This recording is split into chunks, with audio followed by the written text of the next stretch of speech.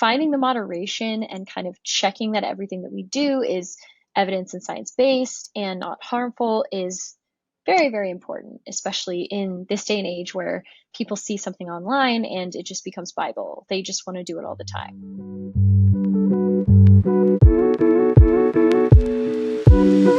Hi guys, and welcome back to the Mind Body Planet podcast. Today we are talking with Brennan Kai, who is a sustainability content creator with a focus on food waste reduction. You may know her from her viral series Eating Garbage, where she takes common items you would normally throw away and she makes something delicious. My personal favorite recipe is her orange soda recipe made from orange peels, and it just looks so good. While her main topic surrounds food waste, today we are talking about something a little bit different. Our topic is focused on the overlap between the wellness and sustainability spaces online and how it can become toxic. In this episode, we answer questions like what is the relationship between wellness and sustainability, how we view the term crunchy, and how you can avoid toxic trends but keep the good advice. I also want to put a disclaimer here. Brendan and I are not doctors. We are just talking about our own personal experiences in the space since we both work in the sustainability space and we can see how the wellness industry bleeds into that very often. Please take everything we are saying with a grain of salt. And of course, we always recommend going to a doctor instead of Google for any health-related issues at hand.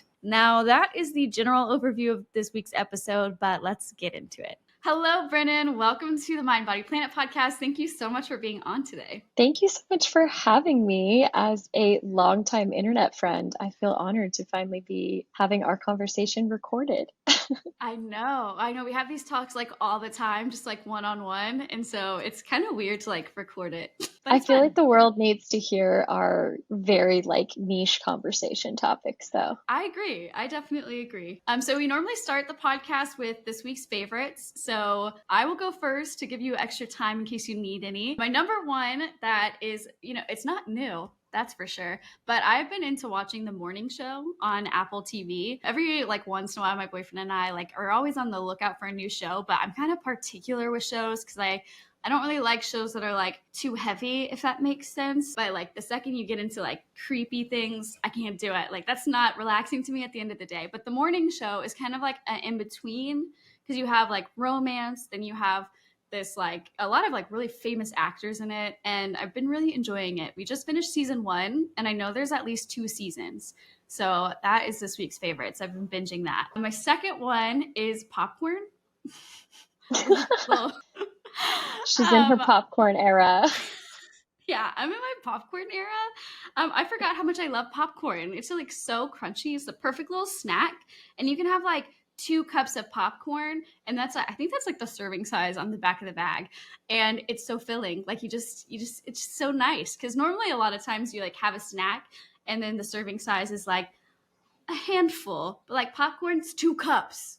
I love it. Yeah, It's the get out of best. here with a handful. Absolutely not. Yeah, I actually have a zero waste popcorn popper. It's like a little silicone one that pops up and you just put the kernels in there in the microwave. It's the best. I'm going to send you one. I got to get you one. Yeah. Wow. Okay. I've also seen you can use a stasher bag. Have you tried that before? Yeah, it's pretty much that. It's because it's like a silicone pop-up bowl, and I got it from W&P. I love everything they make. So I 100% need to get you one. Like I will be Yeah. sending you one. I got my little brother popcorn. This popcorn, I think it's called like a whirly pop for Christmas. And Oh, I remember those. yeah, it's like the little metal thing you put on your stove and then you have to like turn it basically the entire time. It's like, That's so cute. he loved it. And so we make popcorn like every single day of the week that he was visiting me. Like literally every single day we had popcorn. Now I want a whirly pop because that was so good. When you get someone a gift, but it's so nice that you just wish you'd gotten it for yourself. I know. It happens to me all the time. I'm like, man, mistakes were made. Should have kept it. My current favorites, I have 2. One is cold watermelon with tahini. I've been eating it nonstop. It's my favorite thing right now. It's just so refreshing. If you don't like watermelon, I don't know what to tell you. Like I have no words. It's the best summer fruit. It is getting super, super hot here in Florida right now, so I just keep it in the fridge and then put tahini on it. It's next level. If you don't know, tahini is like chili, lime, and salt, and you just sprinkle it on. It's amazing. I could eat it for every meal right now. It is currently my hyper fixation food. And my other favorite is baking focaccia every single week. It's ridiculous how obsessed I have become. So I've been Yum. loving messing around with different bread recipes and stuff and having some fun. I've never really baked with yeast until recently, so kind of enjoying it. I need to get on Maria's level. Our friend Maria, who's living planet friendly on TikTok and Instagram and all platforms, she is like in her sourdough mode. She's like crushing it. I need to get on that level, but I'm not there yet. So right now I've just been messing around with some more standard bread recipes and having so much fun learning to bake bread. I love it. I've never successfully made bread. I'm actually like a really, really awful cook and baker, even though if you meet me in person, I might tell you otherwise, but I'm really bad at it. Well, if we lived in the same place, we would be baking together every day. Yeah, I'd be learning from you. You can teach me all your methods. Oh my gosh, Google teaches me all my methods. So when you make focaccia, do you just like make one batch and then you eat it throughout the week? Yeah, pretty much. It's pretty big. It makes, I mean, the recipe that I use is pretty big. Yeah. You can top it with anything. So I'll do like olives or garlic or tomatoes or whatever I have in my fridge, and it kind of helps to avoid food waste. Ooh. My entire personality, food waste reduction. Well, we have a lot of really wonderful topics to dive into today, kind of revolving the wellness industry, some of the toxicities that you can see in it.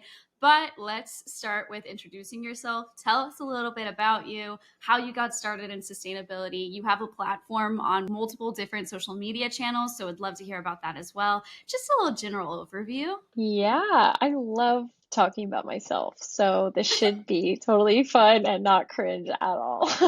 Seriously, so hard for me to give this little spiel. But basically, I have always been interested in sustainability to like some extent. This is like a little fun fact that I put everywhere. So I'm sure everyone's tired of hearing it, but I actually was born on Earth Day. So I feel like it was meant to be. And it's just been like a big passion of mine. My parents were pretty staunch environmentalists, like considering it, it was early days and I grew up in the South.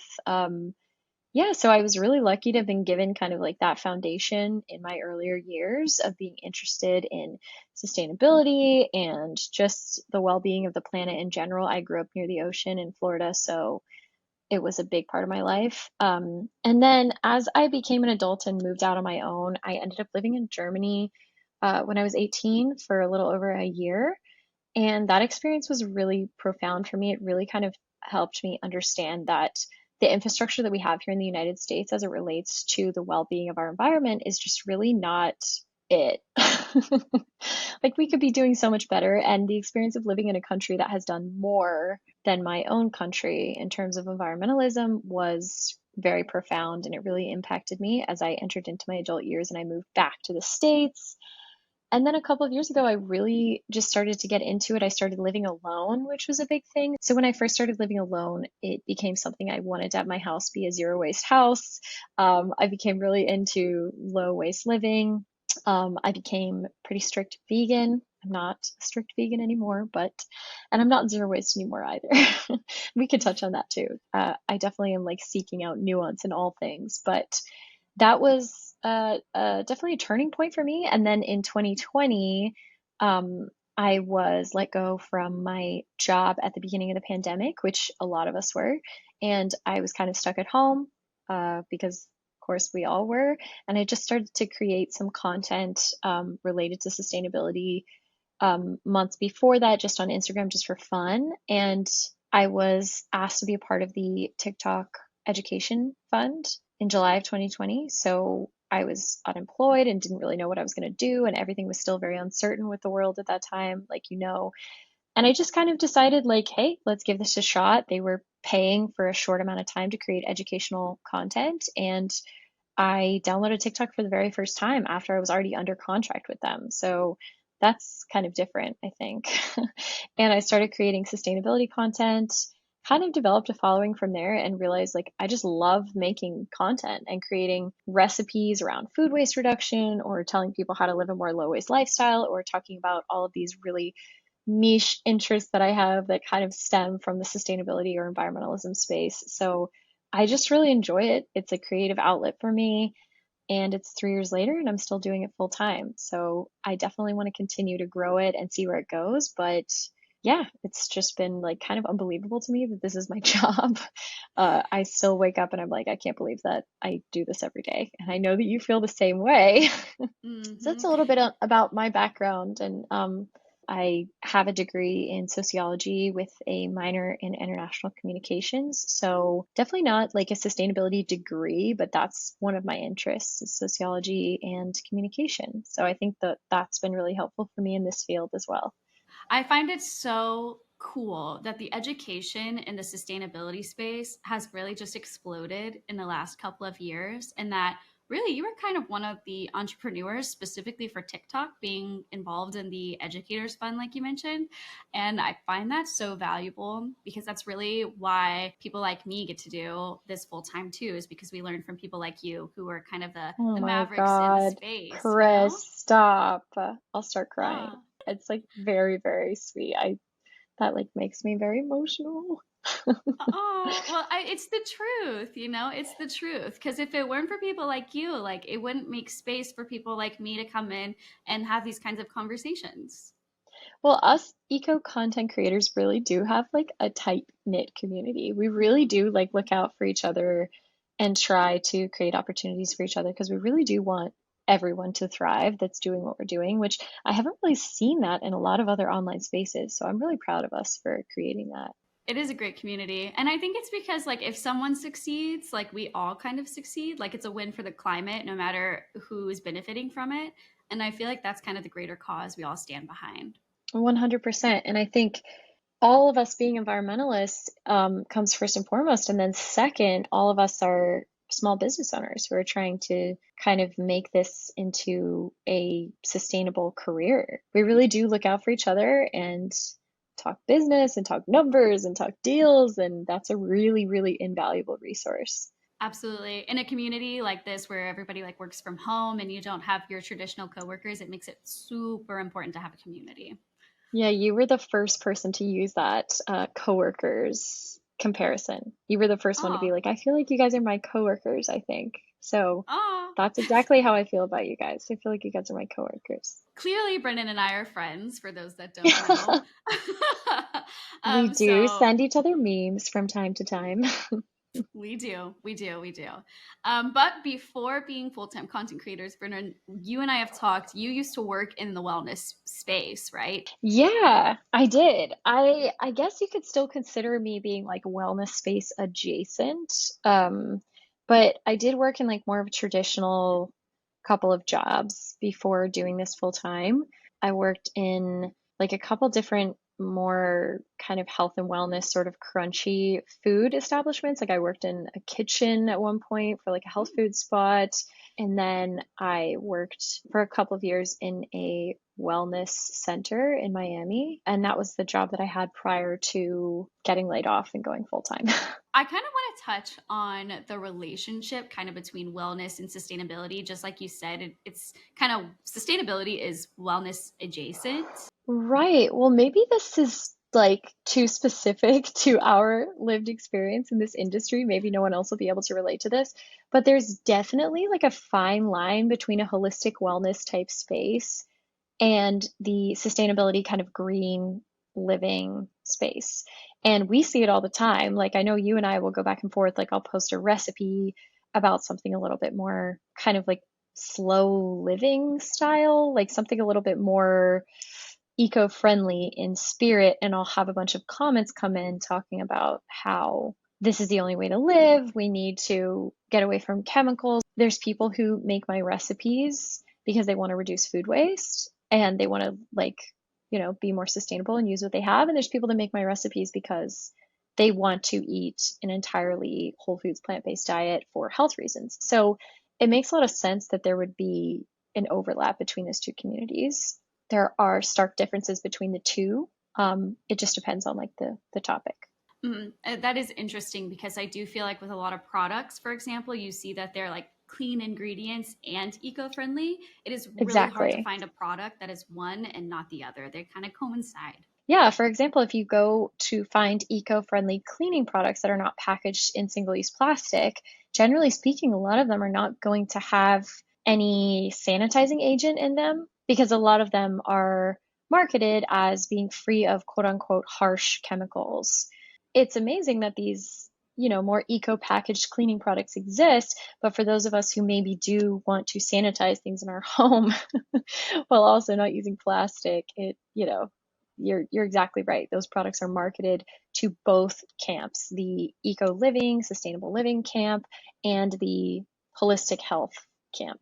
Can you talk more on what you mean by holistic? Because for me, I view holistic as like the big picture, so I always like to think like holistic sustainability. It's for your mind, your mental health, your body, physical health, and then the planet health as well. That's kind of my perspective on holistic, but I feel like you're using it in a way that's a little bit different than me. So I would love if you could take a second to describe what that means. Right. I think I'm maybe not using it in the best way. I think I should be using the word crunchy. I'm just not sure that everybody will get that reference.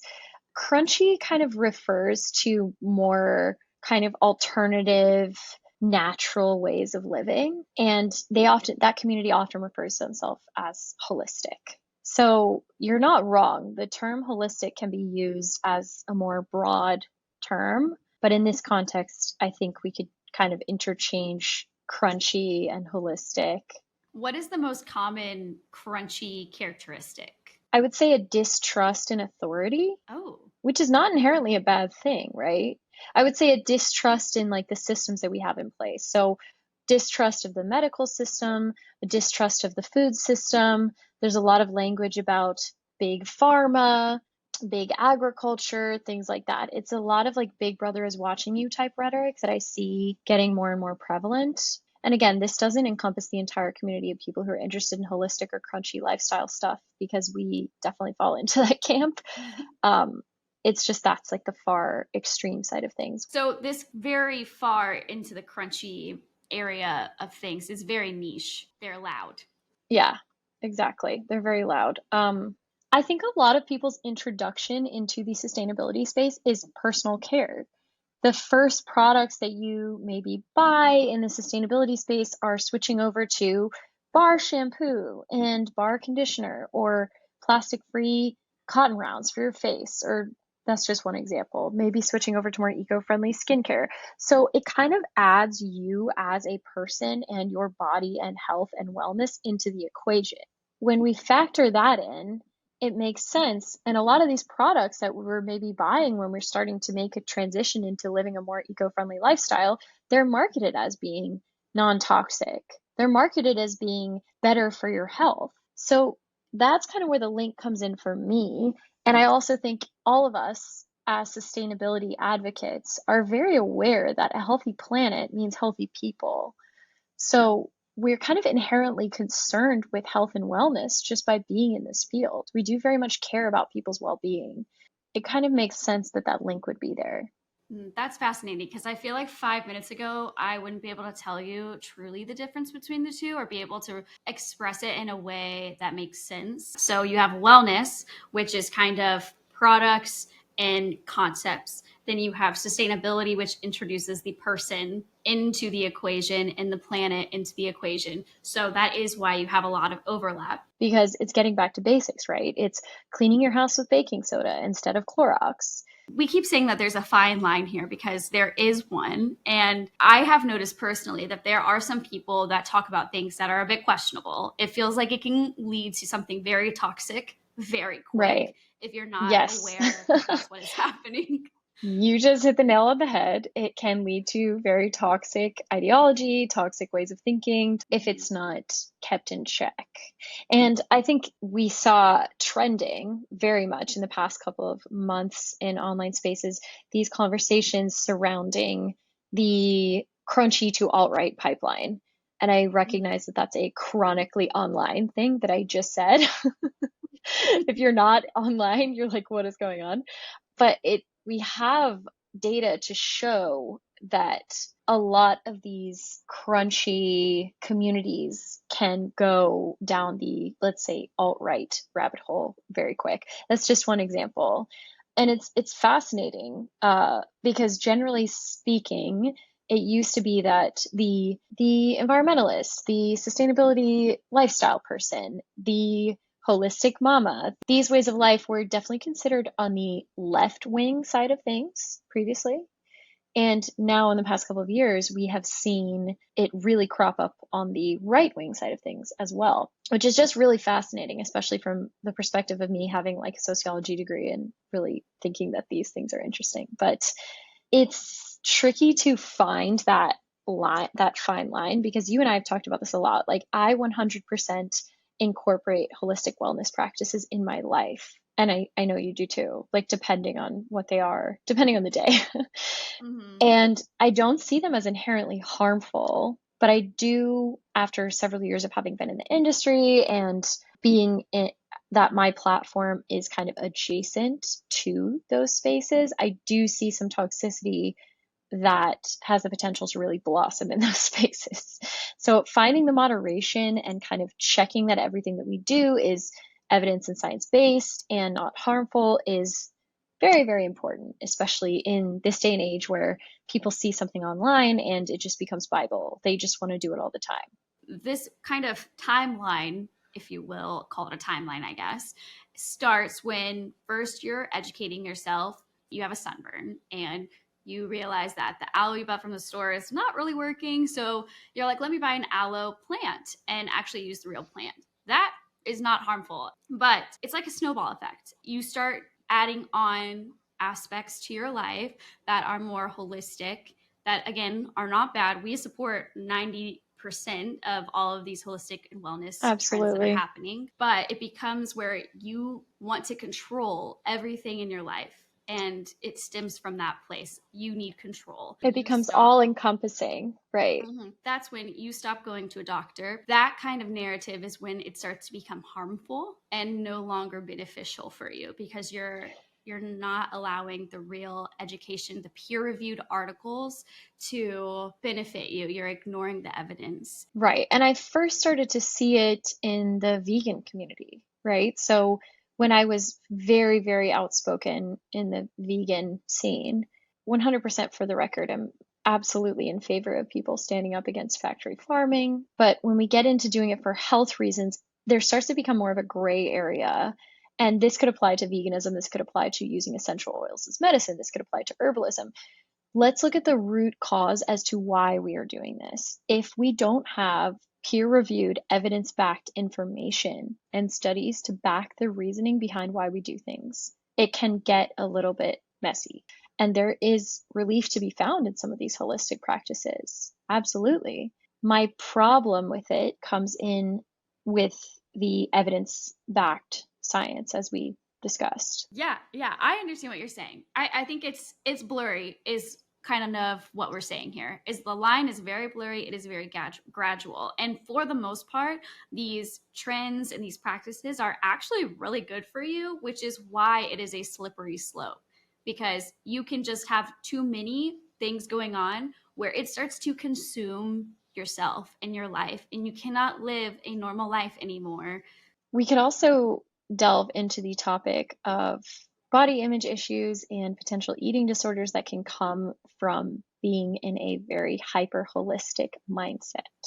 What you were just describing, that extremism, that can really kind of bleed over into the ways that we eat, our relationships with food, etc. And that's something that happened to me. That's something that happened to a lot of people that I know that were pretty heavily involved in the more holistic way of living about 5 years ago or so. We saw a lot of pretty intense diet culture be a very prevalent factor in the kind of crunchy holistic lifestyle. I'm not sure about you, but I definitely bought into it quite a bit, and it definitely messed up my relationship with food. I talked a little bit about this on a previous podcast, talking about how you can use health as a way to return to your life, where a lot of people look at it as a way that restricts you, eating a certain calorie deficit, or, whatever those health things are going on. And I feel like this is really, really reminiscent of that idea. Is you start living more crunchy, more holistic is the word we've been kind of going back to here. It starts off in a way that's supposed to be good for you, and then you find that is no longer good for you. Absolutely. Yeah. And it's for those of us with extreme personalities, I am one of them, by the way. Finding that balance can be really challenging because on the one hand, it is good for me to wake up every single morning and drink a full glass of water and then do stretches for 20 minutes and then morning pages journaling and then meditate and then drink my green juice and have my matcha and take all my supplements and do a face mask. There's nothing wrong with all of that, but there goes 3 hours. It's not sustainable long term for those of us who really do want to not make it our entire life.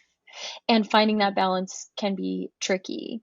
So, what we, I guess, keep coming back to throughout this episode is the idea that finding a balance is the most important thing. And that is getting increasingly harder in this kind of wellness obsessed culture that we're living in. So, you and I have talked about in the past how intense black and white thinking in sustainability has been really harmful for us. And I find that to be the case with the wellness industry as well. Absolutely. It's something that you and I have both experienced is that we post a video and we get comments saying that this isn't really sustainable, or, oh, you used a plastic coffee cup, so I'm not going to watch your content anymore. This kind of really harmful thinking that because you use plastic automatically means that you are no longer sustainable and that you're not credible anymore, when that's not the case. Definitely. So we've talked, it is not black or white. It's going to be different for everybody. Do you have any advice for somebody who is watching, a wellness person or somebody in the sustainability space and needs a little bit help on deciding whether or not it's good for them as a person? Do you have any advice for somebody? That's so tricky because I think honestly for me, it just came with time and getting older. You're a little bit more impressionable when you're younger. I think as you get older, life kind of shows you what you can take and what you can leave behind. Being very easily influenced is, I believe, like pretty dangerous in this day and age. And we've talked about that a lot with de-influencing. And that doesn't just relate to what you're purchasing, in terms of minimalism and encouraging people to buy less. That also goes for what you're consuming online and the advice that you're taking. And I struggle with this a lot. I find myself constantly trying to find the balance between, okay, I like this person's content, I like what they have to say, I'm going to do what they're doing, and also being like, okay, is this actually healthy for me? Is this working for me? And we use the word sustainable a lot in our field, and it has several meanings, right? I always say it can be sustainable for the planet, but it also has to be sustainable for you and for your lifestyle. So if somebody's habits don't feel sustainable for you and your life and your unique set of circumstances, I would say leave them behind. But getting older helps you realize what to take and what to leave behind. I would just be more critical of the people that you're following. Be more careful with the content that you're consuming. So basically, guys, what we're saying is take everything with a grain of salt. Do not blindly believe someone if they're telling you one thing is good or if one thing is bad. If you find yourself going down this rabbit hole, reevaluate why you are doing what you are doing. Obviously, Brennan and I are both, we're not doctors. We don't have, PhDs in this field, but these are just personal experiences that her and I have gone through ourselves. And we recognize that it's very easy to find yourself in a space where what you are doing is not sustainable for your lifestyle anymore. I think our main takeaway is to take everything with a grain of salt.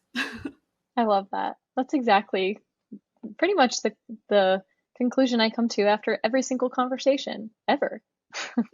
Yeah. Nothing is set in stone. Everything is nuanced, and life is crazy and weird, and you just have to take it for what it's worth. Yeah. There's a balance.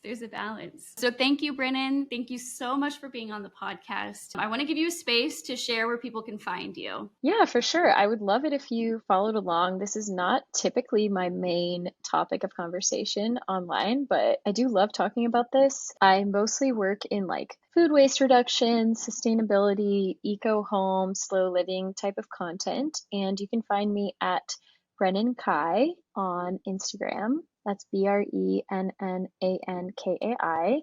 and Brennan.Kai on TikTok. And I think more platforms to come soon. So I'll keep you posted. Yay. Awesome. I will link all of that in the show notes for anybody interested in finding Brennan. If you have any questions, I'm sure she's open to it. So just find her, scoot along, find her on one of those other platforms. And thank you guys so much for listening to us. Thank you so much.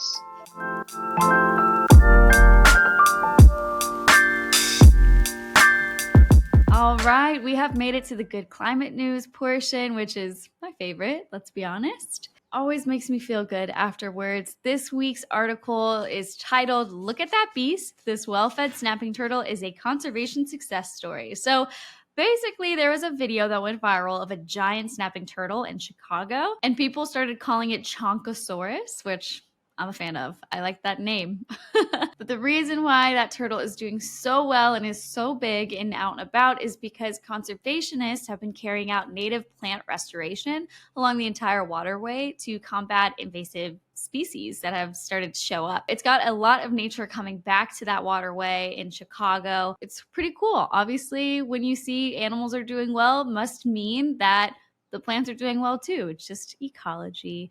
So I will link that in the show notes for anybody interested. Seriously, he's huge.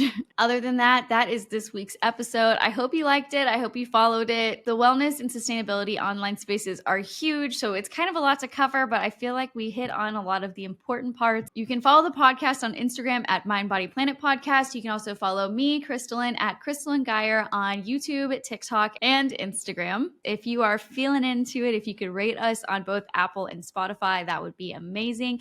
Literally anything helps just to get the podcast out there so it can be discovered for more and more people to see. And I'm so happy you're here. So I will see you on Monday next week, 7 a.m. Bye, guys.